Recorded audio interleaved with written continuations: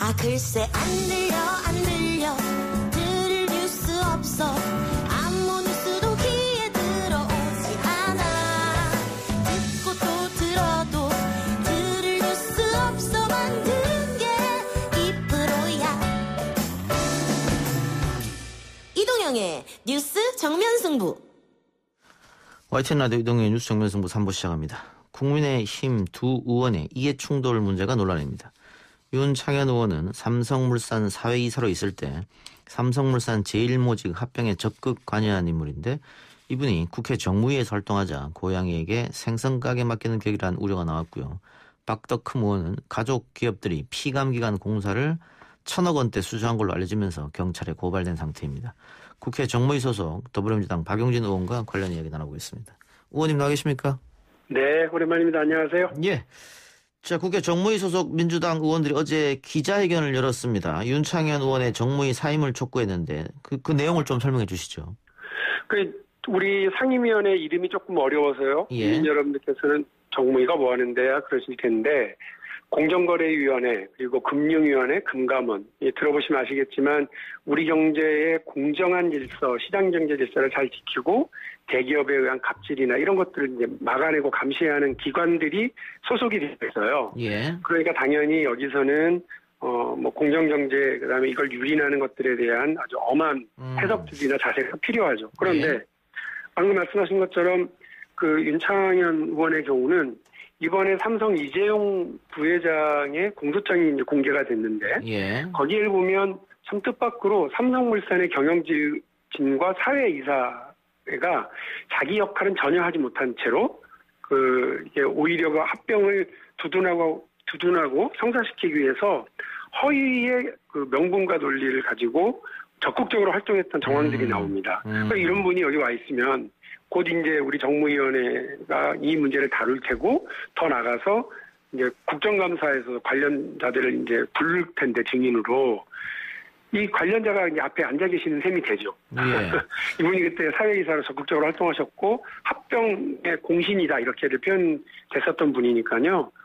그래서 이분과 관련해서는 당연히 사임을 하는 게 너무나 당연한 일이라고 저희는 생각하고 있습니다. 그럼 윤창현 의원이 그 과거 의원 시절이 아니었을 때 이 사회이사로 활동하면서 삼성물산과 제일모직 합병에 적극적으로 찬성했다 이 말씀이네요.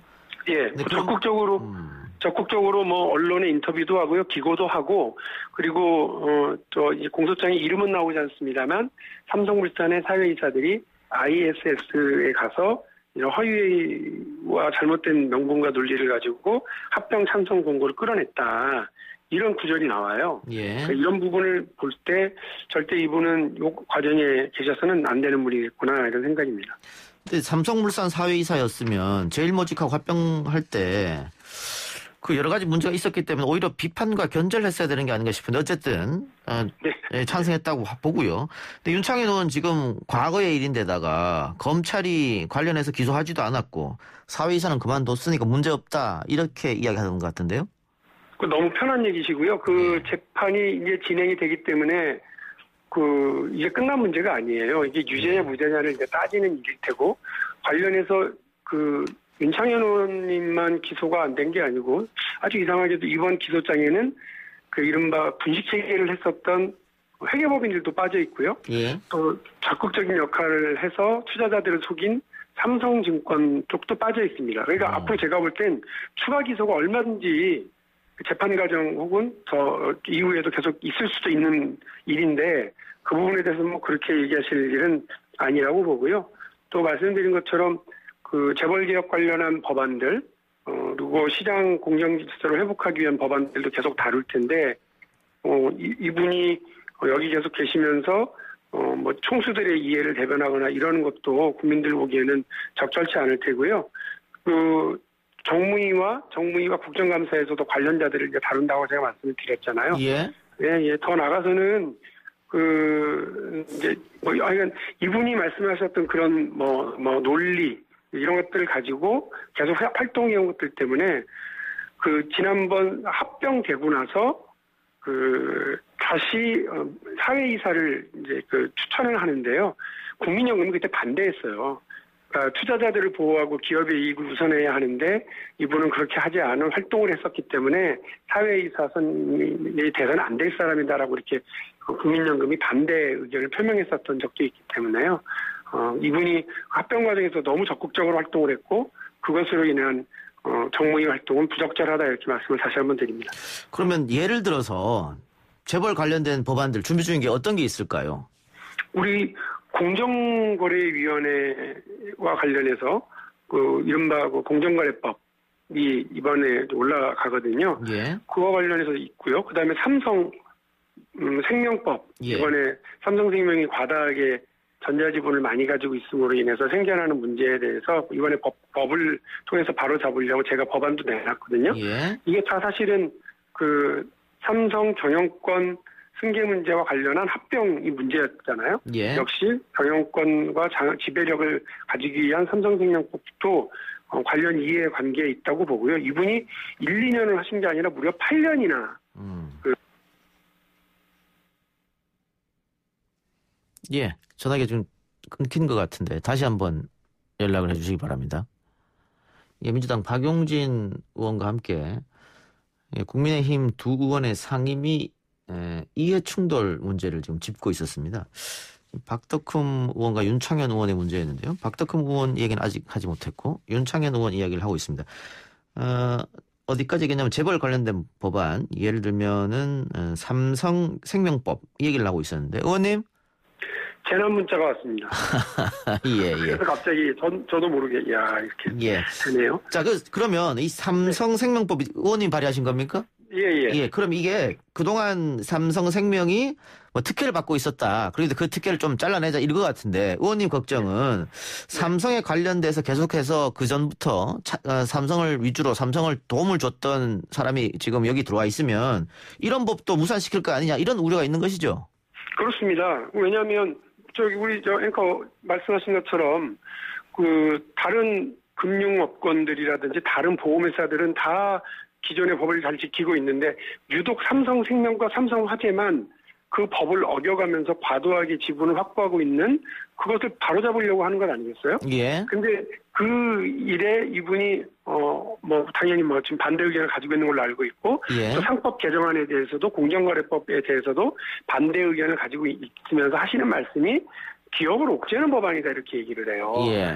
근데 기업은 옥죄진 적 없고요. 오히려 혹시나 불편함을 느끼는 사람들이 있다면 그건 기업이 아니고 그 3%도 되지 않는 지분을 가지고 그 계열사들을 순환출조라든지 이런 편법 장악하고 있는 총수들과 그 가족들은 불편할지 모르겠습니다. 예. 그러나 97%가 넘는 다른 투자자들 그리고 기업의 이익을 계속해서 해방했었던 일들을 이제는 못하도록 막겠다라고 하는 법안에 대해서 이분은 계속해서 반대하고 계시기 때문에 이게 다 저는 연관돼 있다고 생각을 합니다. 예. 근데 윤창현 의원과 함께 박덕흠 의원도 이해충돌 문제의 중심에 있습니다. 관련해서 언론 보도도 많이 나왔고 시민단체가 고발까지 했는데 일단 박덕흠 의원은 국토위원직을 사임하긴 했습니다만 지금 민주당에서 요구하는 것은 의원직 사퇴까지 가야 된다 이런 주장이십니까? 이분은 더 심각한 것 같아요. 예. 그러니까 벌써 이미 한 700억 정도를 그냥 입찰 과정에서의 문제 정도가 아니라 아예 본인이 피감기관으로 있는 곳에 산하 단체들로부터 수주를 해서 이렇게 일감 수주를 해가지고 700억 정도가 넘는 걸 받았다고 하니 이게 대단히 큰 문제라고 보고요. 예. 이거는 박덕흠 의원 개인뿐만이 아니라 그 관련 단체들, 피감기관들도 뻔히 누구 회사인 줄 알면서 이렇게 한 거 아니에요. 예. 광범위하게 보면 뇌물일 수도 있고 이해충돌이기도 하고요. 공직자윤리법에 위반되기도 하고 그러니까 일단 이제 고발 조치들을 할 것 같은데 국회 공직자윤리위원회하고 윤리특별위원회 등에서 철저하게 조사하고 국회 차원의 징계는 징계대로 진행하고 또 법적 처벌도 할 수 있는 걸 할 수밖에 없다고 저는 봅니다. 예, 고발이 됐으니까 검찰이 조사를 할 텐데 그 피감기관이 국회의원들 눈치를 심하게 봅니까? 어떻습니까? 많이 보죠. 지금 많이 나아졌다고는 하는데요. 예. 자칫 잘못하고 자기가 예를 들면 이제 대관 업무를 하는 대외 협력 업무를 하는 사람들이 다 있지 않습니까? 예.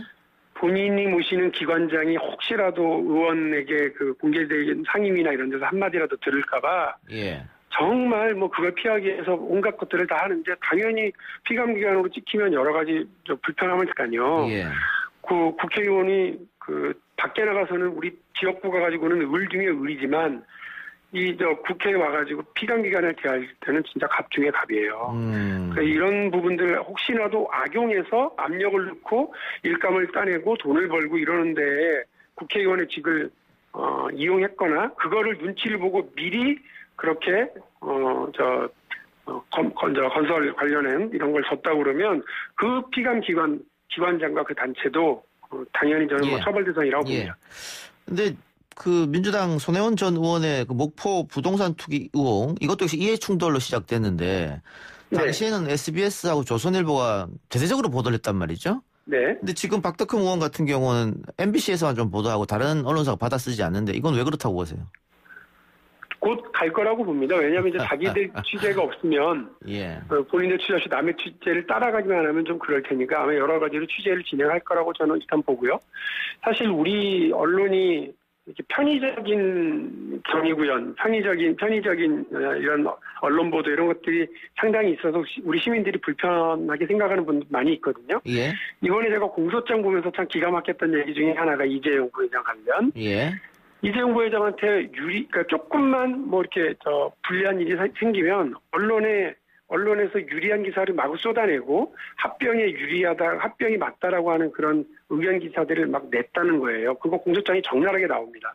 그거를 쓴 기자 중에 한 명을 제가 또 알아요. 국회와 활동하고 계세요. 예. 그러니까 이런 식으로 우리 언론이 제4의 권력기관으로서 그리고 사회적인 어떤 감시 기능을 가져줘야 되는데도 불구하고 자기 역할을 망각하고 재벌에게 혹은 뭐 힘센 사람들한테 이렇게 끌려가고 기업의 편협한 이익만을 지키기 위해서 하는 모습들을 보면서 정말 많이 슬펐는데요. 우리 언론도 사실은 질문하고는 조금 다른 얘기겠습니다만 이런 기회에 이재용 부회장 건과 관련해서도 그렇고요. 좀 자정 노력도 좀 갖고 스스로 반성도 하고 그런 계기를 좀 가져야 되겠다는 생각입니다. 알겠습니다. 의원님 끝으로요. 네. 내년에 서울시장 보궐선거가 있을 텐데 네네. 민주당에서 젊은 피가 나와야 된다 이런 얘기도 있어서 네네. 의원님 이름도 나오는 것 같아요. 저도 들었습니다. 본인 이야기를 다른 사람으로도 들었습니까? 네, 언론 보도에도 나가고, 언급하는 분들도 많고, 확인 전화도 많이 하시고 그러더라고요. 그래, 어떻게, 준비하십니까? 만일에 나가게 되면 제가, 이동영 정명승부에서 반드시 먼저 얘기하도록 하겠습니다. 약속 지키시기 바랍니다. 오늘 인터뷰 고맙습니다. 감사합니다. 네, 지금까지 더불어민주당 박용진 의원이었습니다.